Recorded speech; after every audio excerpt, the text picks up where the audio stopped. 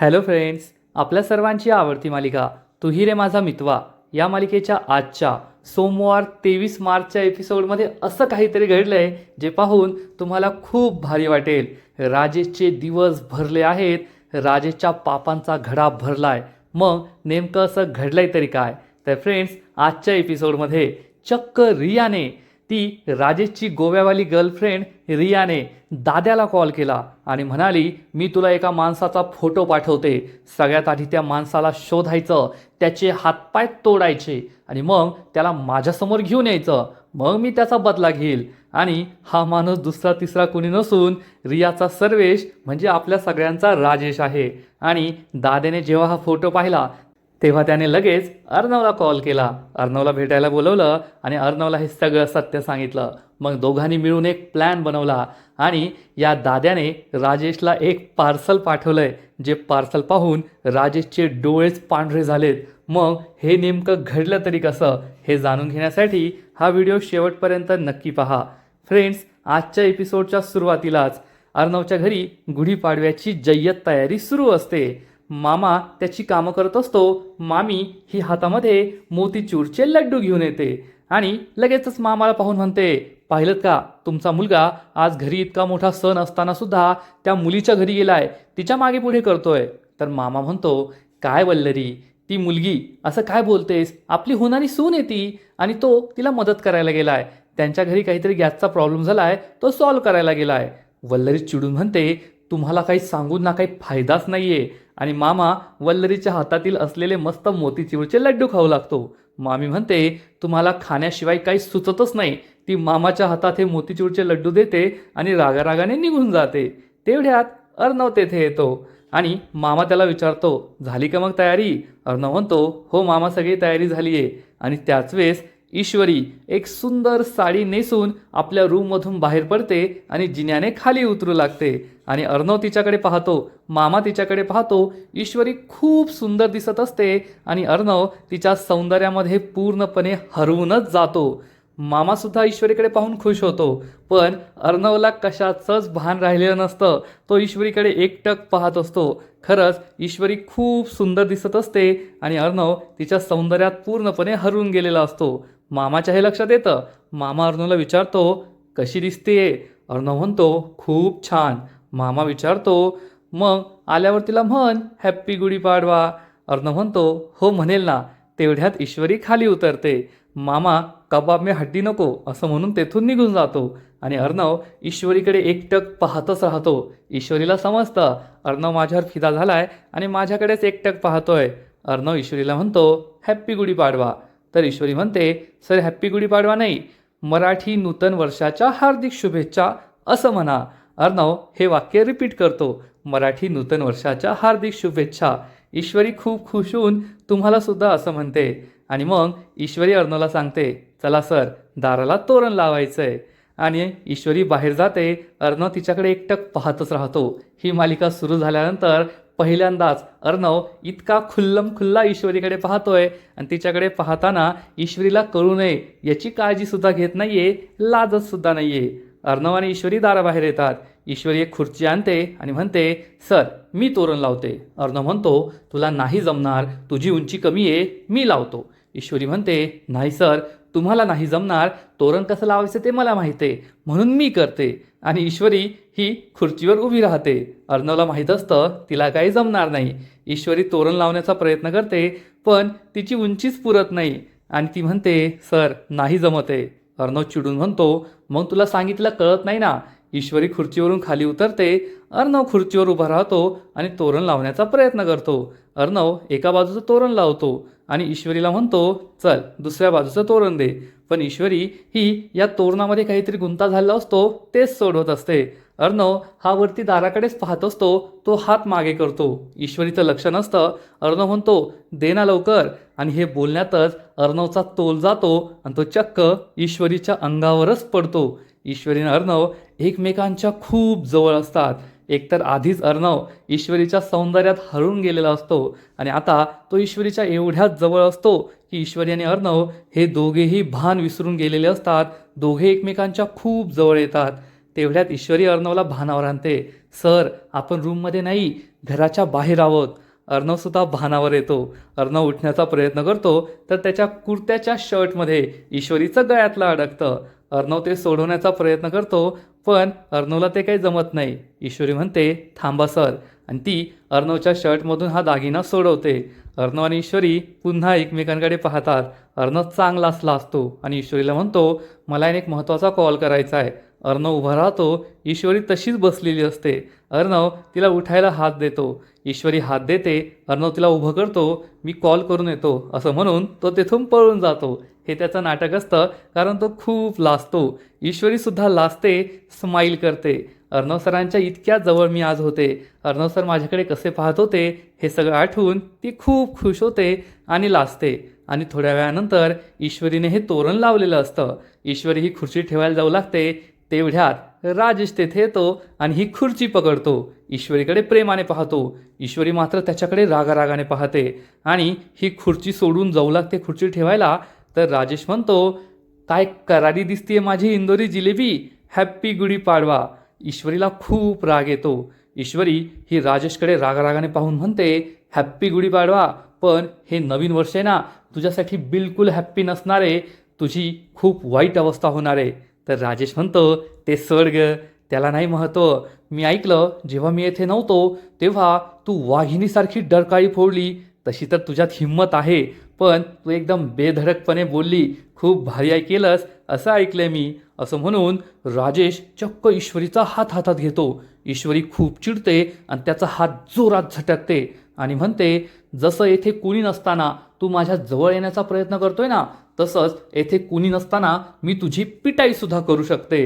राजेश विचारतो तू आणि माझी पिटाई कशी करणार? ईश्वरी म्हणते थांब तुला दाखवते. ईश्वरी एक बांबू आणते आणि राजेशच्या पायाजवळ जोरात आदळते. राजेश घाबरल्याचं नाटक करतो. हो हो मी खूप घाबरलोय. ईश्वरी म्हणते थांब आता तुला फटकेच देते. ती राजेशच्या अंगावर हा बांबू उगारते. तर राजेश घाबरल्याचं नाटक करतो आणि हसू लागतो आणि म्हणतो इंदोरी जिलेबी, तुला खरं सांगू का, सुरुवातीला मी घाबरलो होतो, पण आता घाबरण्याचं बॅलन्सिंग करायला आणखीन थोडं घाबरावं लागेल ना. पण हे सगळं माझं नाटक होतं. मी काय तुला घाबरत नाहीये. आणि तू 48 तासात माझं सत्य सगळ्यांसमोर आणणार आहे ना. आता फक्त 26 तासच उरलेत आणि जेव्हा तू माझं सत्य सगळ्यांसमोर आणशील तेव्हा मला आणखीन घाबरायचं नाटक करावं लागेल ना. तेव्हाची ॲक्टिंग मी आता वाचून ठेवतो. असं म्हणून राजेश तेथून निघून जातो. तो ईश्वरीची नक्कल करतो. त्यामुळे ईश्वरीला खूप राग येतो. या राजेशचा अंत कधी होईल असाच विचार ती करत असते. आणि इकडे सुप्रिया ही ईश्वरीच्या बाबांना चहा आणून देते. ईश्वरीचे बाबा आता बऱ्यापैकी रिकवर झालेले असतात आणि त्यांना बोलतासुद्धा येत असतं. सुप्रिया म्हणते अजून आकाश आणि नम्रता का आलेले नाही आहेत? तर बाबा म्हणतात आज गुढीपाडवा आहे ना आणि त्यांना तयारी करायची असेल, थोडा वेळ लागेलच. आपले जावई खरंच खूप हुशार आहेत. गॅस टंचाईच्या संकटातून त्यांनी आपलं क्लाउड किचन वाचवलं आहे. आईस्क्रीम आणि मिल्कशेकचा नवीन मेनूसुद्धा सुचवला आहे. तेव्हा सुप्रिया म्हणते खरंच अगदी अर्णवसारखेच ते सुद्धा हुशार आहेत. तेवढ्यात आकाश आणि नम्रता घरी येतात.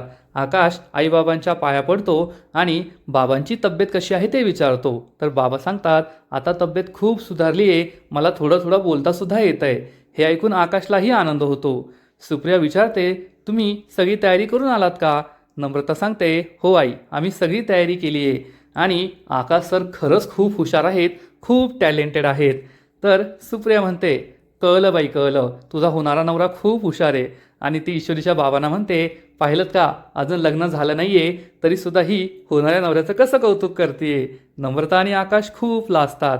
आणि इकडे ईश्वरी गुढीभोवती रांगोळी काढत असते. अर्णव गुढीची तयारी करत असतो आणि ईश्वरीकडेच एकटक पाहत असतो. तेवढ्यात मामा आणि आजी तेथे येतात. आजी विचारते अर्णव झाली का गुढीपाडव्याची तयारी? तर मामा म्हणतो आई त्याला काही विचारू नकोस, आज आहे ना त्याचं लक्ष नाही आहे, त्याचं सगळं लक्ष रांगोळीकडे आहे. आणि तो अर्णवला अशी कोहणी मारतो. अर्णव विचारतो काय मामा? आजीला सगळं समजतं. आजीसुद्धा स्माईल करते आणि ईश्वरीला म्हणते ईश्वरी खूप सुंदर रांगोळी काढली आहे बरं का. आणि मग अर्णव आणि ईश्वरी हे दोघे मिळून गुढी सजवण्याची तयारी करतात आणि आजी त्यांना गुढी कशी सजवायची ते सांगत असते. सगळ्यात आधी ईश्वरी आणि अर्णव हे साडीची घडी घालतात. तेव्हा अर्णव हा जाणून बुजून ईश्वरीच्या हातांना स्पर्श करत असतो. म्हणजे पहिल्यांदाच अर्णव हा स्वतःहून ईश्वरीच्या जवळ येण्याचा प्रयत्न करतोय आणि ईश्वरीला कळेल असं काहीतरी करतोय. ईश्वरीला सुद्धा समजतं की अर्णव हा जाणून बुजून तिला स्पर्श करतोय. आणि मग आजीने सांगितल्याप्रमाणे अर्णव आणि ईश्वरी गुढी सजवतात. गुढीला ही साडी लावतात. आजी जसं जसं सांगेल तसं तसं ईश्वरी आणि अर्णव करत असतात. पण अर्णवचं संपूर्ण लक्ष ईश्वरीवरच असतं आणि ईश्वरीसुद्धा त्याच्याकडे चोरून चोरून पाहत असते. दोघे एकमेकांकडे पाहतात आणि खूप खुश होतात. आणि सगळ्यात शेवटी तांब्या या गुढीवर ईश्वरी ठेवते, त्यावर स्वास्तिक काढते आणि आजीला विचारते, आजी एकदम योग्य झालंय ना? आजी म्हणते, हो एकदम योग्य झालंय. गुढीची सगळी तयारी झाली आहे, आता फक्त आपला गुढी उभारायची आहे. ईश्वरी आणि अर्णव एकमेकांकडे पाहतात आणि खूप खुश होतात. तर इकडे राजेश अंजलीजवळ येतो आणि अंजलीला विचारतो, अंजली तुला आठवतंय का जेव्हा मी येथे नव्हतो आणि सगळे घरचे तुला हॉस्पिटलमध्ये घेऊन गेले होते, तेव्हा येथे येताना तू एक अट ठेवली होती की जेव्हा माझ्या नवऱ्याचा मान सन्मान ठेवला जाईल तेव्हाच मी या घरात राहील, नाहीतर मी हे घर सोडून जाईल. तुला असं वाटतंय का या घरात माझा मान सन्मान ठेवला जातोय? अंजली म्हणते, हो हो मला आठवतंय, मी याच अटीवर या घरात आले होते की माझ्या नवऱ्याचा मान सन्मान ठेवला गेला तरच मी या घरात राहील. पण तुम्ही असं का विचारताय? तुमचा मान सन्मान या घरात नाही ठेवला जाते का? तर राजेश म्हणतो, नाही नाही, माझा मान सन्मान या घरात ठेवला जातोय. मी फक्त तुला विचारत होतो की सगळं तुझ्या मनासारखंच घडतंय ना? अंजली सांगते, हो आत्तापर्यंत माझ्या मनासारखं घडतंय, पण यापुढे जर तुमचा मान सन्मान नाही ठेवला गेला तर त्या क्षणी मी हे घर सोडून जाईल. राजेश म्हणतो, नाही नाही, त्याची गरज काही पडणार नाहीये. आणि राजेश अंजलीला मिठी मारतो आणि आपला पुढचा प्लॅन बनवतो. थोड्या वेळानंतर आजी आणि मामा ईश्वरी आणि अर्णवला म्हणतात, चला दोघांनी गुढी उभारा. ईश्वरी आणि अर्णव गुढी उभारू लागतात. तेवढ्यात अंजली आणि राजेश तेथे येतात. अंजली म्हणते, आजी हे काय करतेस तू? आम्ही दोघे अजून आले नाही आहोत आणि तुम्ही गुढी उभारायची तयारी सुद्धा केली. आणि या कुटुंबाचे कुटुंब प्रमुख राजेश आहेत, त्यांच्या हस्तेच गुढी उभारली गेली पाहिजे. ईश्वरी आणि अर्णवला हा मान नाही द्यायचा. हे ऐकून सगळ्यांना मोठा धक्काच बसतो. आजी म्हणते, अंजली हे काय बोलतेस तू? दरवर्षी तर तुम्ही दोघेच गुढी उभारतात, पण यावर्षी अर्णव आणि ईश्वरीची पहिली गुढीपाडवा आहे, त्यामुळे त्यांना गुढी उभारण्याचा मान देऊ दे. परंतु अंजली त्यासाठी नकार देते आणि म्हणते, नाही आजी, असं काही नाहीये, यावर्षी सुद्धा राजेशच गुढी उभारतील. ईश्वरी म्हणते, ठीक आहे अंजलीताई, जिजूंना गुढी उभारू द्या, आम्हाला दोघांना काही प्रॉब्लेम नाहीये. अर्णवसुद्धा हो म्हणतो. पण राजेश आपलं चांगुलपणाचं नाटक करतो आणि म्हणतो, अंजली हे काय बोलतेस तू? आजी एकदम योग्य बोलतीये. आता इतकी वर्ष तर आपण दोघेच गुढी उभारतोय ना, पण यावर्षी अर्णव आणि ईश्वरीचा पहिला गुढीपाडवा आहे, त्यांना गुढी उभारू दे. मला मान वगैरे काही नकोय. आणि ईश्वरी म्हणते, नाही जिजू, जर ताईची इच्छा असेल तर तुम्ही गुढी उभारू शकता. तर अंजली म्हणते, हो अहो तुम्हीच गुढी उभारा. पण राजेश म्हणतो, अंजली तुला सांगितलं ना, मला मान सन्मान नकोय. ईश्वरी आणि अर्णवलाच गुढी उभारू दे, त्यांचा पहिला गुढीपाडवा आहे. तुला हवं असेल ना तर मी पुढच्या वर्षी गुढी उभारेल. अंजलीचा नाईलाज होतो आणि आजीसुद्धा म्हणते, हो जावई बापू, तुम्ही अगदी योग्य बोलताय.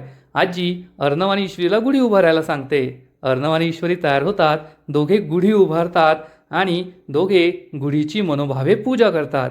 अंजलीला हे पटलेलं नसतं, ती तोंड वाकडं करते. पण राजेश मात्र त्याच्या चांगुलपणाचं नाटक सुरूच ठेवतो. आणि ईश्वरी आणि अर्णव एकमेकांकडे प्रेमाने पाहत असतात. ईश्वरी पूजेचं ताट घेते, गुढीची पूजा करते. अर्णवला सुद्धा गुढीची पूजा करायला सांगते. अर्णव गुढीची पूजा करतो. दोघे गुढीला हात जोडतात आणि गुढीपाडव्याची मनोभावे पूजा करतात, गुढी उभारतात. इकडे ईश्वरीच्या माहेरीसुद्धा गुढी उभारत असते. सुप्रिया गुढी उभारते, गुढीची पूजा करते. ईश्वरीचे बाबा नमस्कार करतात आणि मग नम्रता आणि आकाश गुढीची पूजा करतात. या दोघांचा रोमांससुद्धा सुरू असतो. आकाश म्हणतो, ठीक आहे मी आता येतो. तर सुप्रिया म्हणते, असं कसं? तू माझ्यासाठी काहीतरी सरबत बनवते. आकाश म्हणतो, नाही काकू त्याची गरज नाही आहे, मी आता घरी जातो. तर बाबा म्हणतात, नाही जावई बापू, तुम्ही आता आला आहात ना, कमीत कमी चहा तर पिऊन जावंच लागेल. आकाश म्हणतो, ठीक आहे मी चहा पितो. आणि हे सगळे घरामध्ये येतात. तर इकडे ईश्वरीने गुढीची पूजा केलेली असते आणि ती गुढीला नैवेद्य दाखवते. गुढीला नमस्कार करते. तेवढ्यात राजेश अर्णवजवळ येतो आणि म्हणतो, आपल्या दोघांमध्ये खूप मोठा गेम सुरू आहे, पण हा गेम मीच जिंकणार, तुला जिंकू देणार नाही हे लक्षात ठेव. अर्णव रागारागाने राजेशकडे पाहतो पण काहीच बोलत नाही आणि मनात विचार करतो, फक्त आजचा दिवस, आजची रात्र गेली आणि उद्याचा दिवस उगवला ना, मग तुझा वेळ संपला, तुझं सत्य सगळ्यांसमोर येईल. पण अर्णव हे मनात बोलतो, राजेशला काही सांगत नाही. राजेश त्याला डोळे दाखवून तेथून निघून जातो. आणि मग अंजली आणि राजेश हे दोघे गुढीची पूजा करत असतात. पण राजेशचं सगळं लक्ष ईश्वरीकडेच असतं. तो ईश्वरीकडे घाणेरड्या नजरेने पाहत असतो. अंजली त्याला फूल घ्यायला सांगते पण राजेशचं लक्षच नसतं. अंजली त्याच्या हातात फूल देते. दोघेही गुढीला नमस्कार करतात. तर इकडे बाबा आणि सुप्रिया आकाशला विचारतात, तुमच्या घरी सगळं ठीक आहे ना? आकाश सांगतो, हो सगळं ठीक आहे. तर सुप्रिया म्हणते, जावई बापू, वाईट वाटू देऊ नका, पण आम्हाला सगळं कळलंय, ईश्वरीने आम्हाला सगळं सांगितलंय. आकाश म्हणतो, नाही काकू, तुमच्यापासून काय लपवायचं, घरात थोडे प्रॉब्लेम सुरू आहेत, पण ईश्वरी आणि दादा आहेत ना, ते दोघे सगळं सांभाळून घेतील, कोणता प्रॉब्लेम त्यांच्यासमोर टिकूच शकत नाही. सुप्रिया म्हणते, हे तुम्ही अगदी योग्य बोललात. तेवढ्यात नम्रता आकाशसाठी 1 कप चहा घेऊन येते आणि सुप्रिया नम्रताला म्हणते, काय ग नमू, तू बाबांसाठी चहा नाही आणलास? तर नम्रता म्हणते, अरे हो, मी तर विसरलेस, मी गाळून ठेवलाय, मी घेऊन येते. तर सुप्रिया म्हणते, अहो पाहिलंत का, तुमची मुलगी लग्नाआधीच आपल्या सगळ्यांना विसरली आहे, लग्नानंतर तर काय होईल देव जाणे. नम्रता म्हणते, आई तसं काही नाहीये, आकाशसुद्धा लाजतो, नम्रतासुद्धा लाजते. आणि सुप्रिया म्हणते, जावई बापू, त्या तुमच्या बायकोच्या हातचा चहा, आकाश खूप लाजतो. इकडे राजेश आणि अंजलीने गुढीची पूजा केलेली असते आणि राजेशची घाणेरडी नजर ही ईश्वरीकडेच असते. ईश्वरी खूप चिडते. अर्णव हे सगळं पाहत असतो. राजेश आणि अंजली गुढीला नमस्कार करतात. त्यानंतर आजीचा नंबर लागतो. आजी गुढीची पूजा करते. सगळेजण खूप खुश असतात. थोड्या वेळानंतर अंजली ही राजेशला घेऊन आतमध्ये येते आणि राजेशला जाब विचारते, अहो तुम्ही असं का केलं, तुम्ही गुढी उभारण्याचा मान का नाही घेतला? तर राजेश अंजलीला म्हणतो, अंजली तू अजून मला ओळखलंच नाहीये, मला हा मान सन्मान काही नकोय, मला फक्त घरात शांती हवी आहे, सगळ्यांना सुख हवं आहे, घरातील सगळे सुखी असले तीच माझ्यासाठी खरी गुढीपाडवा आहे आणि तोच माझा खरा मान सन्मान आहे. परंतु अंजलीला मात्र हे पटलेलं नसतं आणि अंजली म्हणते, मला तुमचं हे वागणं कळतच नाहीये, तुम्हीच मला म्हणाला होतात की मी एका अटीवर या घरात आले आहे, तो म्हणजे तुमचा मान आणि सन्मान. तुम्ही या घरचे कुटुंब प्रमुख आहात, तुम्हाला तुमचा मान सन्मान मिळालाच पाहिजे आणि कुटुंब प्रमुख म्हणून या घरातील गुढी उभारण्याचा मान तुमचा आहे. त्याच अटीवर मी येथे आले आणि मी तुम्हाला तुमचा मान मिळवून सुद्धा दिला होता, पण तुम्हीच त्यासाठी नकार दिला. तर राजेश म्हणतो, अंजली मी तुला तेच समजावण्याचा प्रयत्न करतोय, माझ्यासाठी हा मान सन्मान या गोष्टींना महत्त्व नाहीये, माझ्यासाठी आपलं कुटुंब महत्त्वाचं आहे, कुटुंबातली माणसं महत्त्वाची आहे. आणि तुला हे का कळत नाहीये की याआधी दरवर्षी तर आपणच गुढी उभारायचो ना, ईश्वरी आणि अर्णवचा हा पहिला गुढीपाडवा होता आणि त्यांना हा मान मिळायला पाहिजे होता, पुढच्या वर्षी आपण उभारूया ना. पण अंजलीला हे पटत नाही. अंजली म्हणते, पण अर्णव आणि ईश्वरीने तुमचा किती अपमान केला आहे, त्यांनी तुमच्यावर किती घाणेरडे आरोप लावले आहेत आणि मला ते बिलकुल पटलेलं नाहीये. ते नेहमी तुमचा अपमान करतात, तुम्हाला पाण्यात पाहतात आणि तुम्ही मात्र त्यांचा विचार करत असतात. ईश्वरी आणि अर्णवने विचार केला का? ते तुम्हाला म्हणाले का की तुम्ही गुढी उभारा, तुम्ही कुटुंब प्रमुख आहात? नाही, पण तुम्ही त्यांचा विचार करताय की त्यांचा पहिला गुढीपाडवा आहे आणि त्यांनी गुढी उभारायला पाहिजे. राजेश चांगलाच खुश होतो की माझी बावळट बायको माझा किती विचार करतेय आणि स्वतःच्या भावा बहिणीविरुद्ध माझ्या बाजूने बोलतीये. राजेश म्हणतो, अंजली मला काहीच वाटलं नाही, मी खूप निस्वार्थी आहे, समोरचा व्यक्ती माझी काळजी करो ना करो, माझा विचार करो ना करो, मी मात्र समोरच्या व्यक्तीची काळजी करतो. आणि अर्णव हा खूप चांगला आहे, मी तुला समजून सांगितलंय ना, अर्णव आजकाल जे काही वागतोय ते फक्त ईश्वरीमुळे, आणि अर्णवने माझा अपमान केला, माझ्यावर हात उचलला, यात त्याची काही चूक नाहीये, त्या ईश्वरीने त्याचे कान भरले आहेत, त्यामुळे तो असा वागतोय. त्यामुळे आपण अर्णववर नको चिडायला, आपण आपला हक्क मिळवायला हवा. एकदा का आपला हक्क मिळाला सगळ्या गोष्टी ठीक होतील आणि आज न उद्या अर्णवला सुद्धा ईश्वरीचा खरा चेहरा कळेल ना. आता तुलाच ईश्वरीचा खरा चेहरा माहीत नव्हता, तेव्हा तू ईश्वरीचे किती पुढे पुढे करायची, तिचे किती गुणगान करायची, पण आज तुला ते ईश्वरीचा खरा चेहरा कळलाय तर तू कसं वागतेस. तसंच आज न उद्या अर्णवला सुद्धा ईश्वरीचा खरा चेहरा कळेल, घरातील सगळ्यांना कळेल की ईश्वरी कशी आहे. मग ईश्वरी या घरात नसेल तर अर्णवसुद्धा असा वागणार नाही. अंजली म्हणते, अहो ते जेव्हा व्हायचं तेव्हा होईल, पण आता तुम्ही जे काही केलंय ना ते मला बिलकुल आवडलं नाही आहे. माझ्यासाठी तुमचा मान हाच माझा सन्मान आहे, त्याला सगळ्यात जास्त महत्त्व आहे. पण राजेशला मात्र अंजलीसमोर चांगुलपणाचं नाटक करायचंच असतं. इकडे घराबाहेर आजीने गुढीची पूजा केलेली असते आणि आजी ही मामा आणि मामीला म्हणते, आता तुम्ही दोघे गुढीची पूजा करा. आणि हे दोघे गुढीची पूजा करतात. पण गुढीची पूजा करताना सुद्धा मामा मामीचे वाद सुरूच असतात. मामा मामीची चेष्टा करतच असतो. त्यामुळे ईश्वरी आणि अर्णव हसतात. या दोघांना हसताना पाहून मामी मात्र चांगली चिडते की माझा नवरा काही सुधारायचा नाही आणि माझी चेष्टा करायचं काही सोडायचं नाही. ईश्वरी आणि अर्णव मात्र एकमेकांकडे प्रेमाने पाहत असतात, एकमेकांमध्ये हरून गेलेले असतात. खरंच आजच्या एपिसोडमध्ये ईश्वरी खूप सुंदर दिसत असते आणि अर्णव तिच्यावर पूर्ण फिदा झालेला असतो. पहिल्यांदाच अर्णव हा खुल्लम खुल्ला ईश्वरीकडे इतका प्रेमाने पाहतोय आणि ईश्वरीला सुद्धा हे कळलेलं असतं. त्यामुळे ती सुद्धा खूप खुश असते, आजीसुद्धा खुश असते. आणि थोड्या वेळानंतर ईश्वरी आणि अर्णव आतमध्ये येतात. राजेश आणि अंजलीचं बोलणं ऐकतात. अंजली राजेशवर चिडून म्हणते, मला तुमचं हे वागणं बिलकुल आवडलेलं नाही आहे आणि ती रागारागाने रूममध्ये निघून जाते. राजेश मात्र चांगलाच खुश होतो की मला जे करायचं आहे ते मी केलं आहे. अर्णव आणि ईश्वरी हे सगळं ऐकतात आणि हा राजेश कसे ताईचे कान भरून देतोय, कसा वागतोय हे पाहून ईश्वरी आणि अर्णवला खूप राग येतो. पण आता लवकरच या राजेशचं सत्य ते सगळ्यांसमोर आणणार असतात आणि आजचा एपिसोड येथेच संपतो. फ्रेंड्स, तू ही रे माझा मितवा या मालिकेचा आजचा एपिसोड खरंच खूप भारी होता. ईश्वरी आणि अर्णव या दोघांनी गुढीपाडव्याची तयारी केली, गुढी उभारली, ते पाहायला खूप मजा आली. दोघांचा रोमॅन्टिक सीनसुद्धा होता.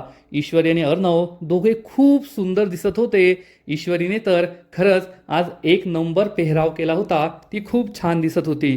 त्यामुळे अर्णवसुद्धा तिच्यावर फिदा झाला. आजचा एपिसोड तर भारी होता, पण या मालिकेचा पुढील एपिसोड आणखीन भारी असणारे, आणखीन मोठा ट्विस्ट या मालिकेत येणारे. मग नेमकं घडणार तरी काय? तर फ्रेंड्स, तू ही रे माझा मितवा या मालिकेच्या पुढील एपिसोडमध्ये आपण पाहू की घरातील सगळेजण हे डायनिंग टेबलजवळ येतील आणि सगळ्यांना आता मस्त गुढीपाडव्याची श्रीखंड पुरी खायची असेल. तेव्हा अर्णव हा त्याच्या नेहमीच्या जागी, कुटुंब प्रमुखाच्या जागी येऊन बसण्याचा प्रयत्न करेल. परंतु त्याच वेळेस राजेशसुद्धा तेथे येणार आणि या खुर्चीला हात लावणार. म्हणजे राजेशला सुद्धा या कुटुंब प्रमुखाच्या खुर्चीवर बसायचं असेल. राजेश आणि अर्णव दोघे एकमेकांकडे रागारागाने पाहतील, एकमेकांना तस्सल देतील. ईश्वरीला खूप राग येईल की या नालायक राजेशची लायकी आहे का या कुटुंब प्रमुखाच्या खुर्चीवर बसायची. परंतु आपली बावळट अंजली ही मात्र सगळ्यांसमोर म्हणेल, अर्णव, त्या खुर्चीवर फक्त माझ्या नवऱ्याचा, राजेशचा हक्क आहे. राजेश कुटुंब प्रमुख आहेत आणि त्या खुर्चीवर तेच बसणार. हे ऐकून अर्णव आणि ईश्वरीला खूप वाईट वाटेल, पण अंजली समोर ते काही बोलू शकत नाही हे आपल्या सगळ्यांना माहिती आहे. त्यामुळे राजेश खूप खुश होईल, पाहिलंस का माझ्या बावट बायकोच्या मदतीने कसा मी माझा हक्क मिळवलाय. अर्णव मात्र काहीच बोलणार नाही. ईश्वरी सुद्धा चिडलेली असेल आणि सगळ्यात मोठा ट्विस्ट तर रिया आणणारे. सर्वेश म्हणजे आपल्या राजेशची गोव्यावाली गर्लफ्रेंड रिया. सर्वेशने राजेशने तिला धोका दिलाय, लग्न न करता तो पळून गेलाय. त्यामुळे रिया त्याच्यावर खूप चिडली आहे आणि रिया ही चक्क दाद्याला कॉल करेल. तोच दाद्या जो राजेशला पळता भुईच थोडी करतोय, पैसे मागतोय त्याच्याकडून. रिया दाद्याला कॉल करणार आणि म्हणणार, मी तुला एका माणसाचा फोटो पाठवते, त्या माणसाला शोधायचं, पकडायचं, त्याचे हातपाय तोडायचे आणि मग त्याला माझ्यासमोर घेऊन यायचं. मग मी त्याला शिक्षा करणार, माझा बदला घेणार, तुला हवे तेवढे पैसे मी देईल. दाद्या म्हणेल, ठीक आहे मॅडम, तुम्ही जसं सांगाल ते काम होऊन जाईल. आणि हीच गोष्ट दाद्या अर्णवला येऊन सांगणार. त्यामुळे अर्णव आणि दाद्या हे दोघे मिळून एक प्लॅन बनवतील. अर्णव या दाद्याला म्हणेल, त्या राजेशचं सत्य समोर आणण्याची यापेक्षा भारी संधी नाही मिळणार. दाद्या म्हणेल, साहेब तुम्ही काळजीच करू नका, त्या राजेशला मी असं गिफ्ट पाठवलंय ना, जे गिफ्ट पाहून त्याचे डोळेच पांढरे होतील. आणि इकडे राजेशला दाद्याने पाठवलेलं गिफ्ट मिळणार. हा एक काळ्या रंगाचा बॉक्स असेल. राजेश हे गिफ्ट कोणी पाठवलंय असा विचार करून हा बॉक्स उघडून पाहणार आणि हा बॉक्स उघडताच या राजेशचे डोळे खरंच पांढरे होतील, डोळे बाहेरच येतील. मग या बॉक्समध्ये नेमकं आहे तरी काय? दाद्याने या राजेशला असं काय पाठवलंय? ईश्वरी आणि अर्णव यांचा प्लॅन आहे तरी काय, या राजेचं सत्य खरंच अंजलीसमोर आणि सगळ्यांसमोर येणार का, हे पाहणं खूप इंटरेस्टिंग असणार आहे. तर फ्रेंड्स, तुम्हाला सुद्धा तू ही रे माझा मितवा ही मालिका आवडते का, नक्कीच कमेंट करून सांगा. आणि या मालिकेचे असेच नवीन नवीन एपिसोड, नवीन नवीन अपडेट सर्वात आधी पाहण्यासाठी व्हिडिओला लाईक करा, शेअर करा, चॅनलला सबस्क्राईब करून बेल आयकॉनवर क्लिक करा. म्हणजे तू ही रे माझा मितवा या मालिकेचे नवीन नवीन एपिसोड तुम्हाला सर्वात आधी पाहायला मिळतील. खूप खूप खूप धन्यवाद.